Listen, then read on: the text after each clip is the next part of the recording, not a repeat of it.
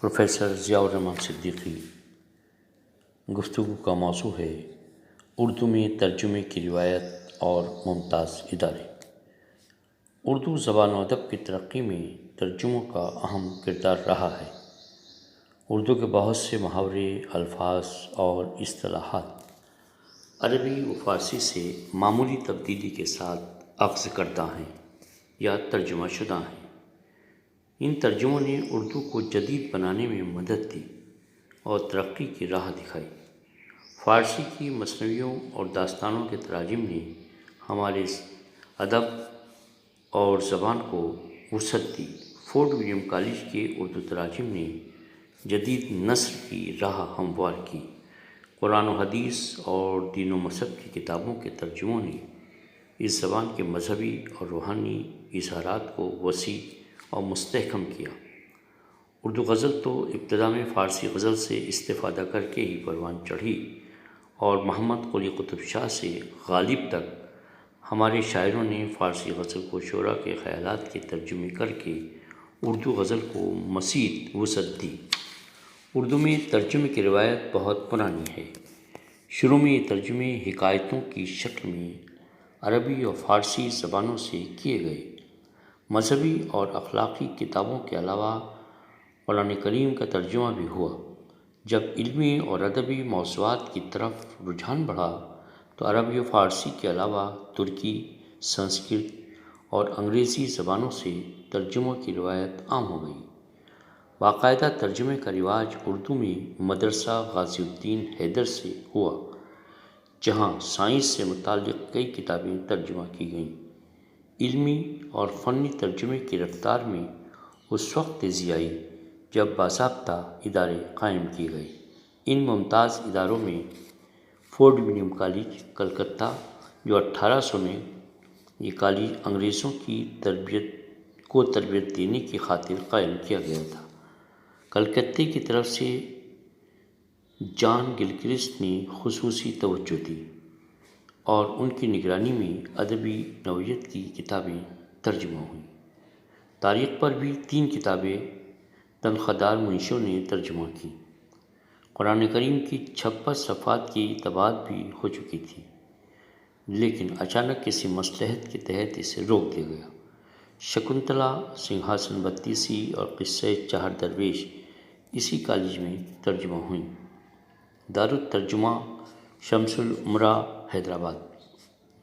نواب فخر الدین خان شمس الامراء نے محلہ جہاں-نما کی ایک حویلی میں اسے قائم کیا، جہاں ہندو، مسلمان، انگریز اور فرانسیسی علماء ترجمے کا کام کرتے تھے۔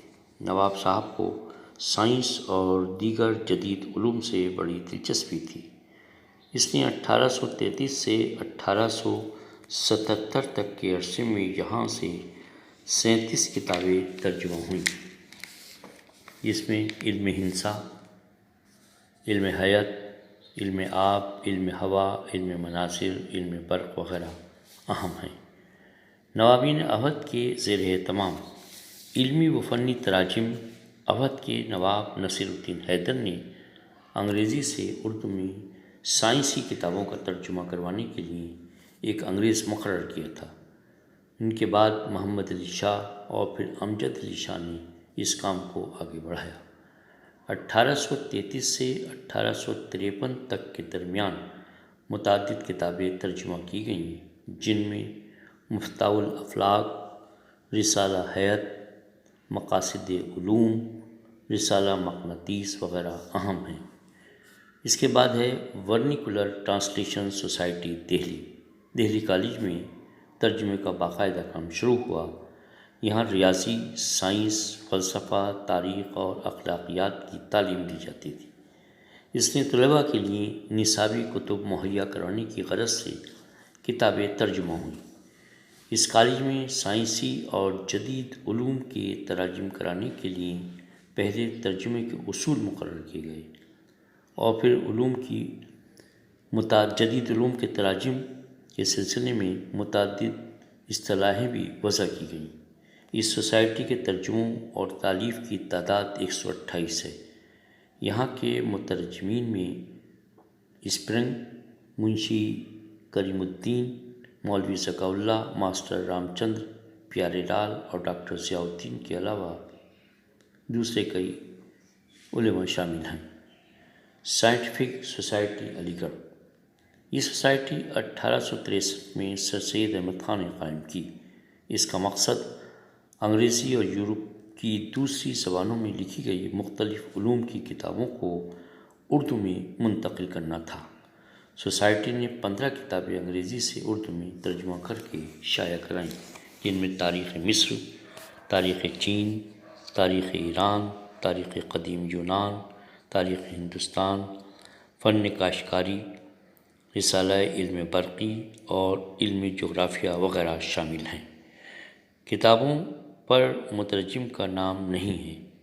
اس کی پہلی میٹنگ غازی پور اتر پردیش میں 1866 میں منعقد ہوئی۔ مہاراجہ رنبیر سنگھ کا دارالترجمہ جموں و کشمیر، مہاراجہ نے 1850 میں دارالترجمہ قائم کر کے ڈوگری، ہندی، پنجابی اور اردو میں مختلف علوم کی کتابیں ترجمہ کرائیں۔ علم طب سے ترجمہ کی گئی کتابوں کے علاوہ جدید میڈیسن، کاغذ سازی، انجینئرنگ، فوجی فنون، آلات اور مذہبیات وغیرہ کی کتابیں شامل ہیں۔ اس کے بعد ہے دارالترجمہ عثمانیہ حیدرآباد۔ جامعہ عثمانیہ کا قیام اس لیے عمل میں آیا تھا کہ اردو میں جدید علوم و فنون کی تعلیم دی جا سکے۔ اس کے لیے دارالترجمہ قائم کیا گیا تاکہ نصابی کتب دستیاب ہو سکے۔ یہاں ایسے لوگ ملازمت کے لیے رکھے گئے جو کسی خاص موضوع کے ماہر بھی تھے اور انگریزی کے علاوہ اردو، عربی، فارسی زبانوں پر عبور رکھتے تھے۔ دارالترجمہ کے ناظم مشہور محقق مولوی عبدالحق تھے۔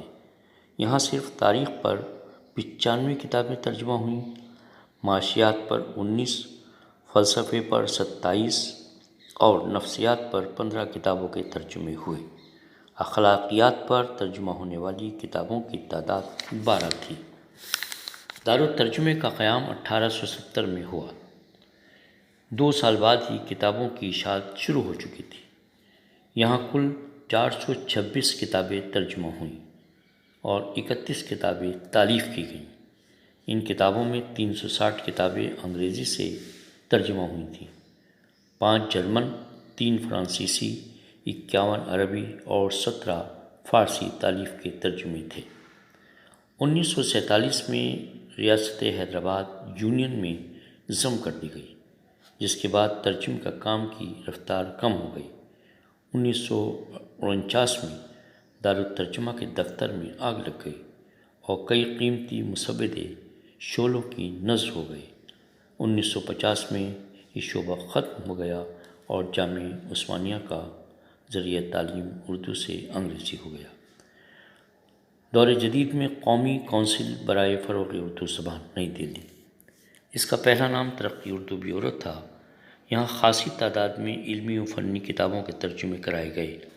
ان میں تاریخ، سائنس، جغرافیہ، علم کیمیا، گھریلو سائنس، ٹیکنالوجی، ریاضی، زراعت، سماجیات، سیاسیات، طب، کمپیوٹر سائنس، فلسفہ، فنون لطیفہ، لائبریری سائنس اور معاشیات وغیرہ اہم ہیں۔ یہاں دارالمصنفین اعظم گڑھ کا بھی ذکر کرنا ضروری ہے۔ اس ادارے نے مشرقی علوم و فنون کے ساتھ ساتھ مغربی فلسفیوں اور ماہرین نفسیات کی بعض اعلیٰ تصانیف کے اردو تراجم کروائے۔ 1964 تک دارالمصنفین نے مختلف علوم و فنون کی 177 کتابیں ترجمہ و تالیف کے بعد شائع کیں۔ اس کے علاوہ ساہتیہ اکیڈمی نئی دہلی اور نیشنل بک ٹرسٹ جیسے اداروں نے بھی ترجمے کے فن کو جلا بخشی۔ شکریہ۔